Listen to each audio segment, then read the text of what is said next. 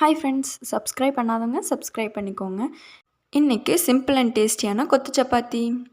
அதுக்கு ஒரு கடாயில் 2 டேபிள் ஸ்பூன் எண்ணெய், பொடி பொடியாக கட் பண்ண பெரிய வெங்காயம், ஒரு கொத்து கருவேப்பிலை துருவி சேர்த்துக்கோங்க. இஞ்சி பூண்டு 1 ஸ்பூன், ஒரு தக்காளி சேர்த்து வதக்கிட்டு கொஞ்சமாக உப்பு மிக்ஸ் பண்ணி விட்டு சென்டராக ஒரு முட்டை சேர்த்துக்கோங்க. அடுத்து மசாலா பவுடர்ஸ் 1/4 டீஸ்பூன் மஞ்சள் தூள், 1/2 டீஸ்பூன் மிளகாய்த்தூள், 1 டீஸ்பூன் பெப்பர் பவுடர். இந்த மசாலா பவுடரோட பச்சை ஸ்மெல் வரைக்கும் நல்லா மிக்ஸ் பண்ணி அதை நல்லா ஃப்ரை பண்ண விட்டுருங்க.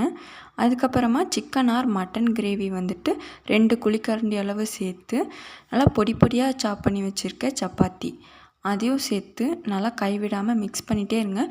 ஸ்டவ்வை ஹை ஃப்ளேமில் வச்சுருங்க. அதுக்கப்புறமா லாஸ்ட்டில் கருவேப்பிலை தூவி இறக்குனா சிம்பிள் அண்ட் டேஸ்டியான கொத்து சப்பாத்தி ரெடி. தேங்க்ஸ் ஃபார் வாட்சிங்.